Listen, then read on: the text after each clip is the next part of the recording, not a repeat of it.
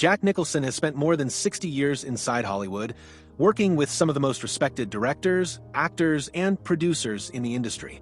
Along that journey, not every collaboration ended on good terms. Some disagreements were creative, some were personal, and others grew quietly over time without ever becoming public feuds.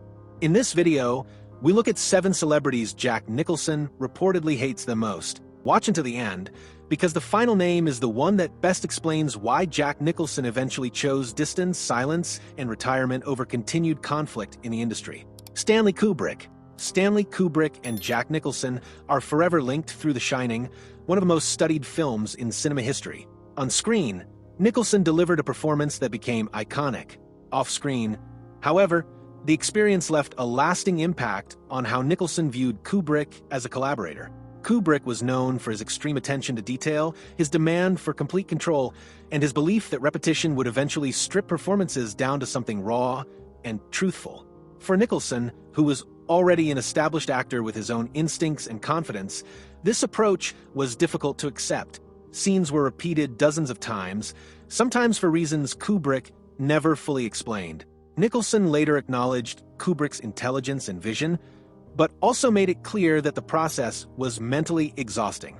During filming, Nicholson reportedly felt that Kubrick treated actors less like creative partners and more like components in a carefully engineered system. While Nicholson could adapt to the pressure better than most, he privately questioned whether the psychological toll was necessary. The director's method, particularly toward Shelley Duvall, further unsettled Nicholson and shaped his long-term discomfort with Kubrick's working style. Despite the success of The Shining, Nicholson never worked with Kubrick again. He continued to praise the final film, but his reflections often separated the result from the experience. Over time, it became clear that Nicholson respected Kubrick's brilliance while deeply disliking the environment he created on set. For Nicholson, the collaboration was proof that artistic achievement does not always justify personal strain, a lesson that influenced how he chose future projects and collaborators. Dennis Hopper. Dennis Hopper and Jack Nicholson came from similar beginnings, rising through the same Hollywood generation that valued rebellion, experimentation, and personal freedom. Early on, they shared circles, influences, and even ambitions. On the surface, they looked like natural allies, artists shaped by counterculture and non-traditional paths into fame. Over time, however, Nicholson began to distance himself from Hopper, not because of a single incident, but due to a growing pattern of behavior that made collaboration uncomfortable. Hopper's reputation for volatility, substance use, and unpredictable conduct contrasted sharply with Nicholson's more controlled, disciplined approach to his work. While Nicholson enjoyed pushing boundaries on screen, he preferred stability and professionalism off-camera, especially as his responsibilities and reputation grew. Nicholson reportedly felt that Hopper's lifestyle increasingly interfered with serious work. Meetings became unreliable, conversations unfocused, and creative plans difficult to maintain. Even when Hopper delivered strong artistic results, Nicholson questioned whether the chaos surrounding him was worth the effort. This was not a public feud, but rather a quiet withdrawal, one that reflected Nicholson's tendency to cut ties rather than confront openly. As both men aged, their paths diverged further. Nicholson moved toward carefully selected projects and long-term collaborators, while Hopper continued a more erratic career trajectory. In later years, Nicholson rarely spoke about Hopper, a silence that suggested disappointment rather than anger.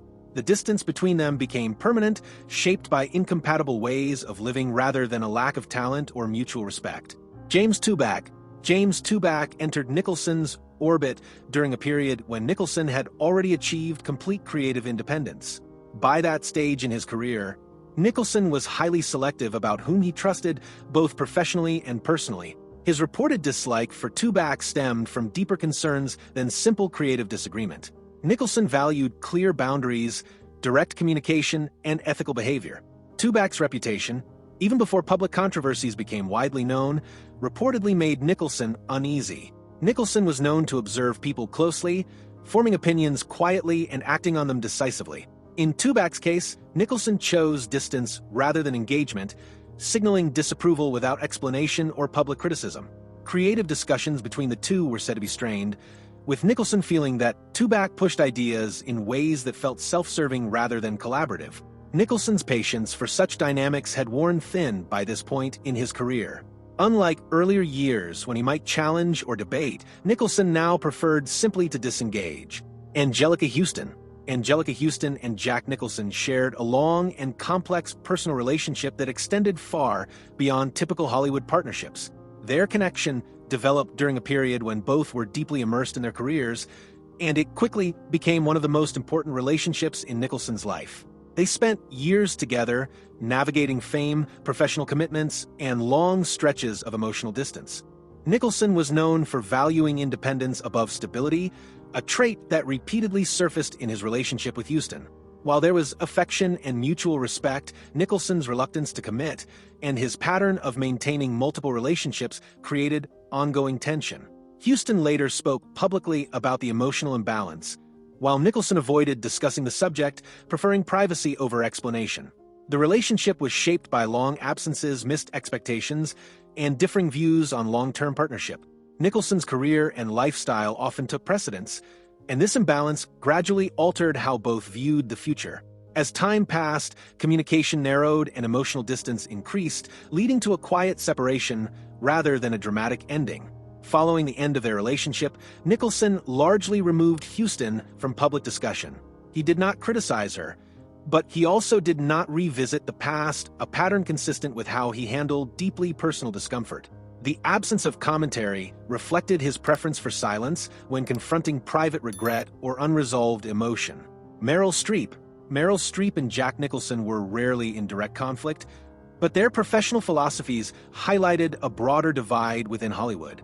Nicholson built his career on instinct-driven performances, improvisation, and emotional immediacy. Streep represented a contrasting approach defined by preparation, technical control, and transformative precision. Nicholson acknowledged Streep's talent, but reportedly felt disconnected from the increasing emphasis on methodical performance and academic interpretation. As Hollywood evolved, Nicholson found himself less aligned with the industry's priorities, particularly as public image and cultural messaging became more central to artistic recognition. Differences extended beyond acting style into public presence. Nicholson maintained a private, detached relationship with fame, while Streep became increasingly vocal in public forums. Nicholson's discomfort was not rooted in disagreement with specific views, but in the growing expectation that artists publicly define themselves beyond their work. As these differences became more pronounced, Nicholson's interaction with figures representing this shift became limited. His distance from Streep reflected a broader withdrawal from an industry that had changed significantly from the environment in which he built his career. Harvey Weinstein operated at the center of Hollywood power during the latter part of Jack Nicholson's career, but Nicholson was never closely aligned with him. Their interactions were limited, deliberate, and shaped by Nicholson's long-standing discomfort with aggressive power structures inside the industry. Nicholson had spent decades building autonomy over his work, and Weinstein's style of control stood in direct contrast to that independence. Nicholson was known to observe producers carefully, particularly those who relied on leverage, pressure, or intimidation to secure performances or influence outcomes. Weinstein's reputation for dominating negotiations and shaping careers through force rather than collaboration reportedly made Nicholson wary. Nicholson preferred environments where creative decisions emerged from trust and mutual respect, not obligation or fear. Unlike younger actors who depended on Weinstein-backed projects, Nicholson was not in a position where he needed access or approval. This freedom allowed him to remain distant and selective. He rarely attended Weinstein-hosted events and did not seek involvement in projects closely tied to him. The distance was intentional and consistent, reflecting Nicholson's unwillingness to engage with figures he viewed as corrosive to artistic integrity. As allegations against Weinstein later became public, Nicholson did not offer statements or reactions. His silence aligned with a pattern seen throughout his later life, disengagement rather than commentary. Nicholson had already chosen separation long before public reckoning occurred, reinforcing the idea that his judgments were formed through observation and personal standards rather than public opinion. Alec Baldwin entered Hollywood with intelligence, sharp instincts, and a commanding presence, qualities Jack Nicholson always respected in performers. Nicholson valued actors who could control a room with timing, voice, and confidence rather than excess emotion.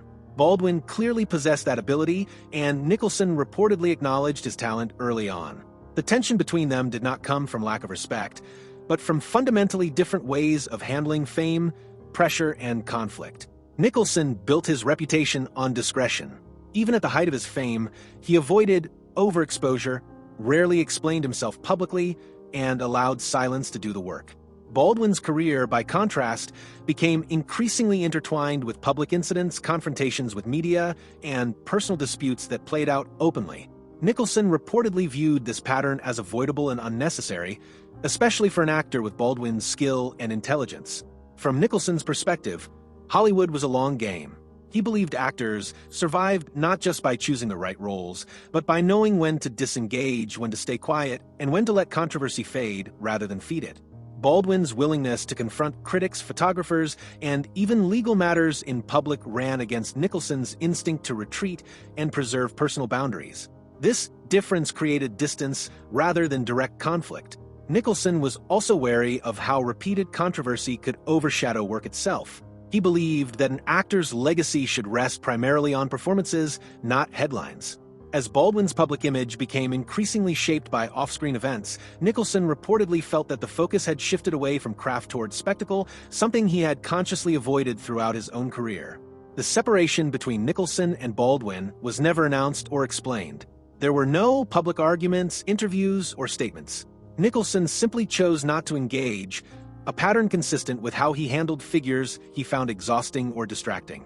In this case, dislike was expressed not through criticism, but through absence, reinforcing Nicholson's belief that silence was often the most effective response. Before you leave, if you found this video thoughtful and informative, don't forget to like the video, subscribe to the channel, and turn on notifications so you don't miss our next video about Hollywood legends and their untold stories.